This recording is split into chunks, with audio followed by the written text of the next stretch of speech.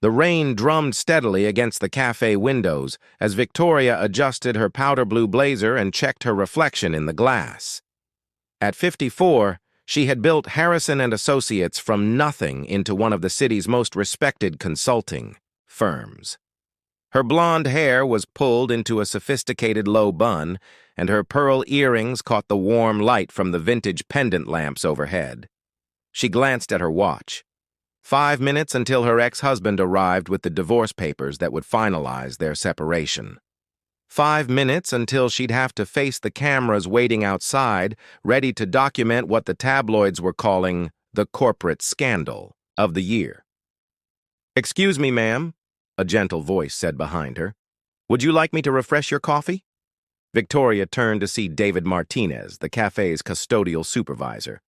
He wore a simple light blue shirt under his canvas apron, and his kind brown eyes held a warmth that reminded her of summer evenings from her childhood. At 48, David carried himself with quiet dignity, though she could see the tiredness around his eyes that spoke of long days and sleepless nights. "Actually," Victoria said, her voice barely above a whisper, "could I ask you for a rather unusual favor?" David set down his cleaning tray and gave her his full attention. There was something about his presence that made her feel safe, as if she could tell him anything. "My ex-husband is about to walk through that door with reporters following him," she began, her composure wavering slightly. "They're going to take pictures of me sitting here alone, looking defeated, and perhaps I deserve that. But," she paused, watching the rain streak down the windows, "would you pretend you love me for 10 minutes? Just sit with me, hold my hand maybe, so I don't look like the lonely, failed woman they want me to be?" David studied her face for a long moment. He had 3 children at home: Emma, 12, Sophia, 9, and little Miguel, just 6. He worked 2 jobs to keep them fed and clothed since their mother had passed 2 years ago. He understood something about dignity in the face of hardship. "Ma'am," he said softly, "I don't think I need to pretend." Victoria's breath caught. "I'm sorry?" David pulled out the chair across from her and sat down slowly. "I've been watching you come in here every Tuesday morning for 3 years. You always order the same thing: medium coffee, no sugar, splash of cream. You always say please and thank you. You tip generously, even when service is slow." He reached across the small round table and gently covered her hand with his own. His hands were calloused from work, but his touch was gentle. "Last Christmas, you left an envelope with my name on it. $500. You wrote that it was for the children. You didn't know that Sophia needed surgery, but somehow you knew we needed help." Victoria felt tears welling in her eyes. She remembered that morning, how she'd noticed him looking exhausted, how he'd mentioned his daughter's doctor visits. 6 months ago, when that young mother was here with her crying. "Baby, you bought her entire table lunch without them knowing. You told me to say it was on the house. I watched you do it, and I thought, there's a woman who understands kindness."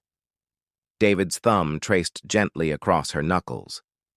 2 weeks ago, when I was mopping near your table, I overheard you on the phone with someone at the children's hospital. You were arranging to pay for treatments for families who couldn't afford them. You didn't want recognition. You just wanted to help.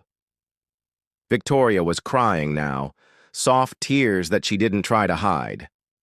"So when you ask me to pretend to love you," David continued, his voice filled with quiet conviction, "I have to tell you that I already do. Not romantic love. I'm not presuming anything like that. But I love the woman who sees people, who helps without being asked, who says thank you to the janitor like he matters." The cafe door chimed, and Victoria's ex-husband entered with his lawyer, followed by 2 photographers. But instead of panic, Victoria felt something she hadn't experienced in years: peace. David didn't let go of her hand. Instead, he leaned forward slightly, as if they were sharing the most important conversation in the world. "You want to know what real love looks like?" he whispered. just loud enough for her to hear over the rain. It looks like showing up every day. It looks like treating people with respect when no one's watching. It looks like using your success to lift others up. He smiled, and she saw genuine warmth there. You don't need someone to pretend to love you, Victoria. You need someone to help you remember that you're already worthy of love, just as you are. The photographers snapped their pictures, but what they captured wasn't a broken woman sitting alone. They captured a moment of connection, of two people seeing each other clearly across the small space of a cafe table. Later, when the newspapers ran the story, the headline wasn't about corporate scandal or divorce drama. It read, "Local. CEO and community hero share coffee during storm." The article went on to detail Victoria's quiet philanthropic work and David's dedication to his children and community service. But Victoria kept the real story to herself. She kept the memory of 10 minutes when a man she'd barely known taught her the difference between being loved for who you pretend to be and being loved for who you actually are. 6 months later, Victoria still came to the cafe every Tuesday morning.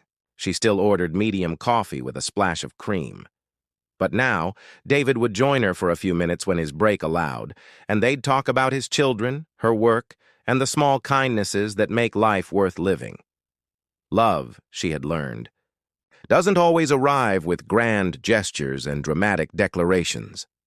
Sometimes it arrives quietly, in the form of someone who sees your heart and reflects its goodness back to you, reminding you that you were worthy of love all along. Character. Count 6,892.